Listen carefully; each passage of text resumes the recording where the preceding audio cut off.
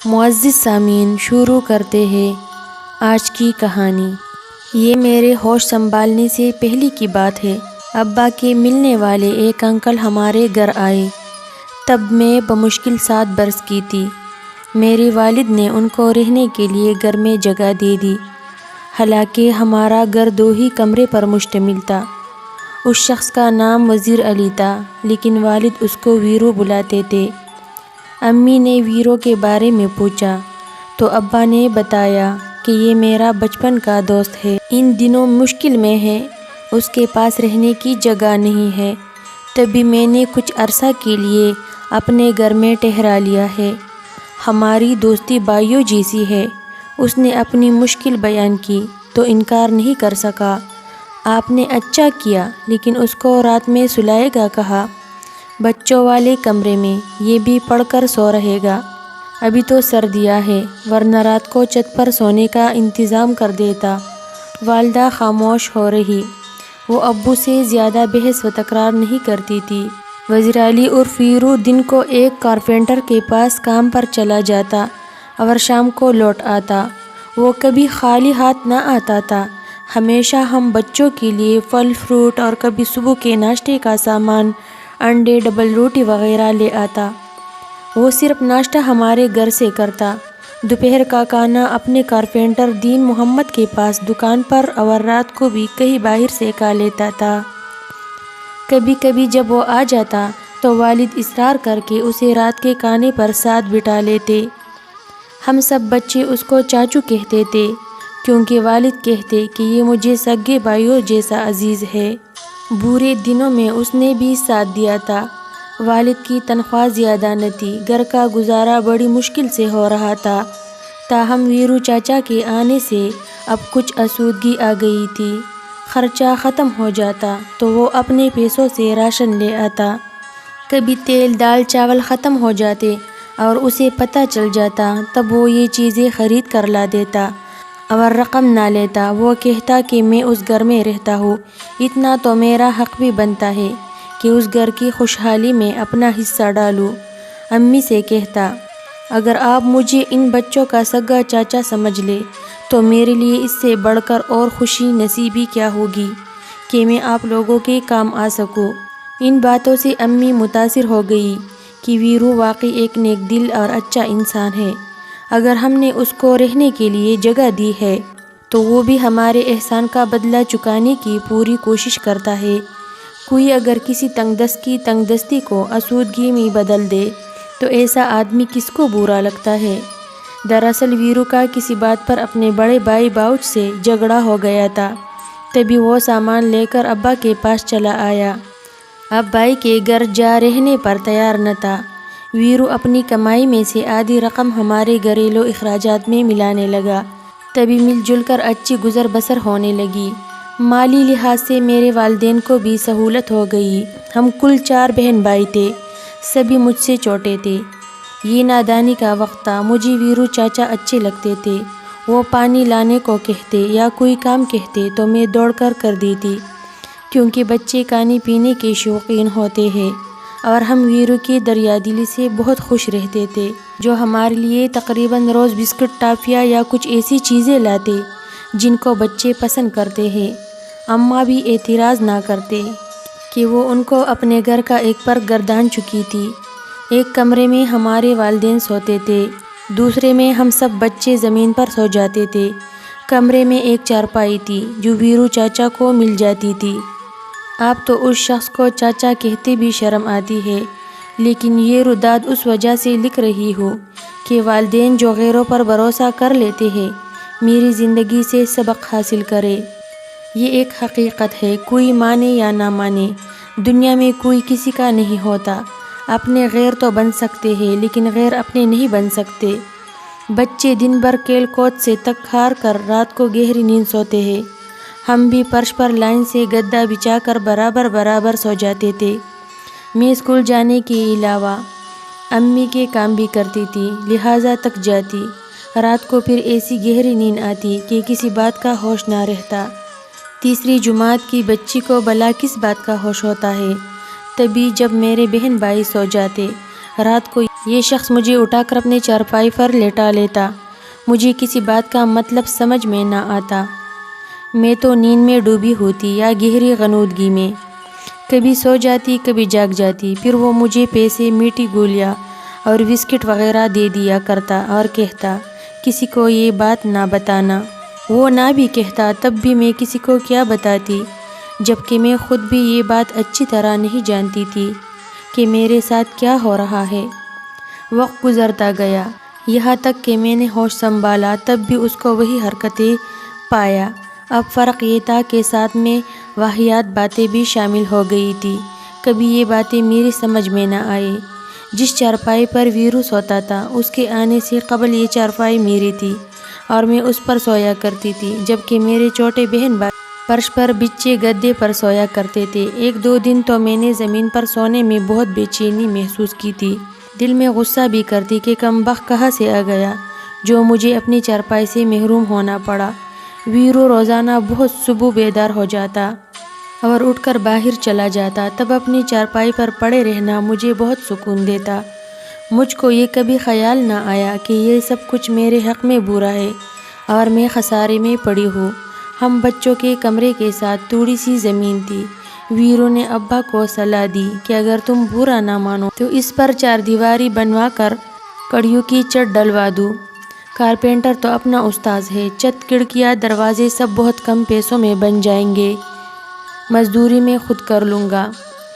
ابا اس تجویز پر خوش ہو گئے۔ یوں بھی گھر میں ایک کمرے کی اشد ضرورت تھی۔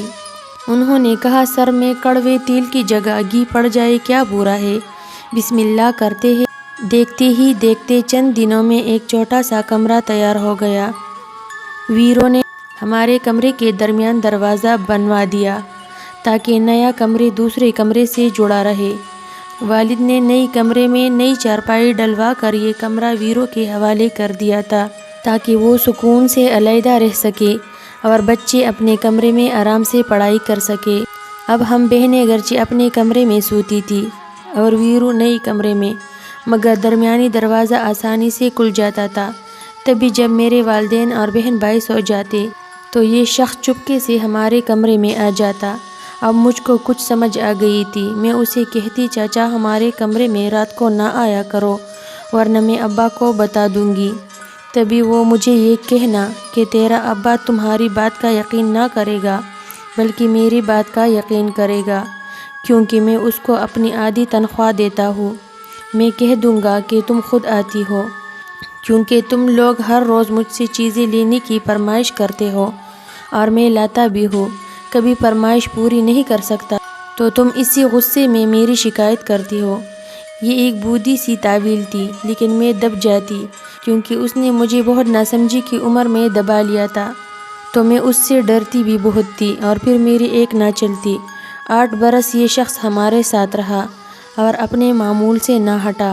ادھر میرے والدین اس کی خیرخواہی میں فکر مند رہتے تھے کہ کب تک ویرو کنوارا رہے گا، اب اس کی شادی کروا دینی چاہیے تاکہ اس کا گھر بس جائے۔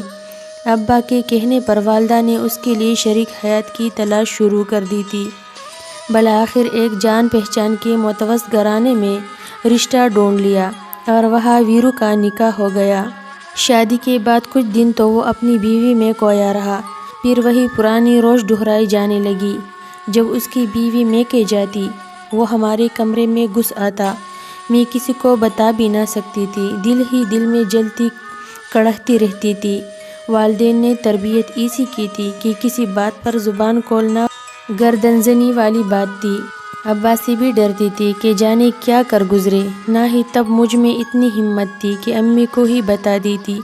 ویرو سے میرا جھگڑا ہو جاتا تو وہ کئی قسم کی ڈراؤنی دھمکیاں دے کر مجھے چپ رہنے پر مجبور کر دیتا۔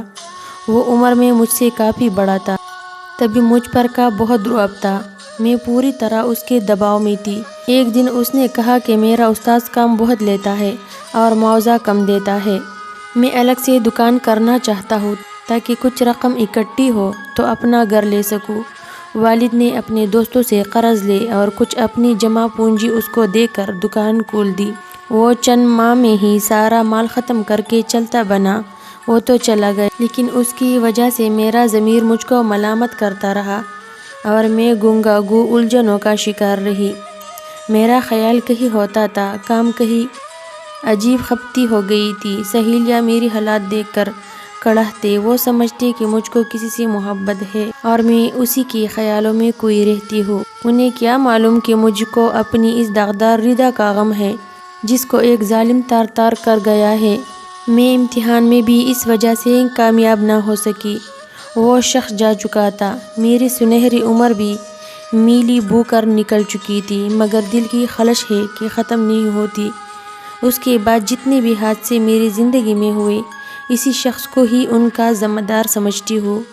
اس کے چلے جانے کے بعد احساس ضیاع میں اس بری طرح گرفتار ہوئی کہ ہر وقت کوئی رہنے لگی۔ سوچ سوچ کر دماغ معیوب ہو گیا تھا کہ اس گندے انسان کو کیسے موت کے گھاٹ اتاروں۔ حالانکہ یہ کام میرے بس کا تھا نہیں۔ دعا کرتی خدا کرے یہ کہیں چلا جائے، اس کا ایکسیڈنٹ ہو جائے یا ڈوب کر مر جائے۔ جب وہ چلا گیا تو کچھ دن تک میں نے سکھ کا سانس لیا، قدری سکون بھی ملا۔ میں اپنے کزن نعمان کو بہت چاہتی تھی۔ اس کے ساتھ مجھ کو اس بات کا شدید احساس تھا کہ میں اس کے قابل نہیں ہوں۔ کچھ عرصے تک بس چپکے چپکے اس کی پرستش کرتی رہی، اور میری بدنصیبی دیکھیے کہ جب وہ خود میرا بن جانے پر راضی ہوا تو میں نے خود ہی انکار کر دیا۔ یہ انکار کرتے وقت میرے دل پر قیامت گزر گئی، لیکن اس کے سوا چارہ نہ تھا۔ انہوں نے میرا رشتہ میرے والدین سے مانگا تھا۔ ہمارے درمیان محبت کا کوئی چکر نہ تھا، مگر نعمان مجھے پسند کرتا تھا اور اس کی دلہن بننا تو میرا سب سے خوبصورت خواب تھا۔ جب والدین نے ہاں کہہ دی تو ایک روز نعمان نے مجھ سے بات کی، بلکہ میری رضامندی کے بارے میں پوچھا۔ اس نے میری رائے لیتے وقت کہا تھا کہ دیکھو، اگر مجھ کو پسند کرتی ہو تو ہاں کہنا، میں تم کو ہر قیمت پر حاصل کروں گا، مگر ایک بات تم نے مجھ کو بتانی ہوگی کہ تمہارا ماضی میں کسی سے تعلق تو نہیں رہا ہے، اور میں جھوٹ کبھی برداشت نہ کروں گا۔ یہ سنتے ہی میرے سارے خواب پل بھر میں ٹوٹ گئے۔ بھلا میں نعمان کو یہ کیسے بتا دیتی کہ میں اپنی زندگی کے سب سے قیمتی متاع لٹا چکی ہوں اور اب ان کے قابل نہیں رہی، یا پھر میں جھوٹ بول کر ان کو کیسے دھوکہ دیتی جس کی میں کسی دیوتا کی طرح پرستش کرتی تھی۔ تب دل پر پتھر رکھ کر مجھے یہی کہنا پڑا، میرا خیال چھوڑ دو نعمان، مجھے تم اچھے لگتے ہو مگر شادی کے نقطہ نظر سے نہیں۔ میں تم سے شادی نہیں کرنا چاہتی کیونکہ مجھے کسی اور سے پیار ہے، اور یہی سچائی ہے۔ میرے انکار سے نعمان مہینوں بیمار پڑا رہا۔ کاش میں اسے بتا سکتی کہ میری چادر میلی سہی، مگر مجھ معصوم پر بچپن میں ظلم ہوا ہے اور میں نے تمہارے سوا کسی کو نہیں چاہا ہے۔ آج کے زمانے میں لڑکیاں جرأت مند ہیں، بول سکتی ہے، مگر ہمارے زمانے میں لڑکیاں گونگی رکھی جاتی تھی اور وہ حق بات کہنے کا بھی حوصلہ نہیں رکھتی تھی۔ میں نے اپنی جنت خود ہی ٹکرا دی، مانا کہ میں پیدائشی بزدل تھی جس نے کبھی اپنے حق کے لیے آواز نہ اٹھائی۔ میں نے تبھی اپنے دامن میں آئے پھولوں کو خود ہی گرا دیا۔ مجھے اقرار ہے کہ میں نے غلط کیا، مگر میں اور کیا کرتی۔ نعمان کا مزاج سمجھ لیا تھا، اپنی مجبوری کی داستان اپنے اوپر ظلم کی اب بیتی سنا بھی دی تھی، تو یقین نہ تھا کہ مجھے معافی مل جاتی۔ عارضی معافی تو ہر مرد دے دیتا ہے اور اعلیٰ ضرب بھی بن جاتا ہے، مگر دل میں ان کے جو کانٹا اتر جاتا ہے اسے نکالنا مرد کے لیے اپنے بس کی بات بھی نہیں ہوتی۔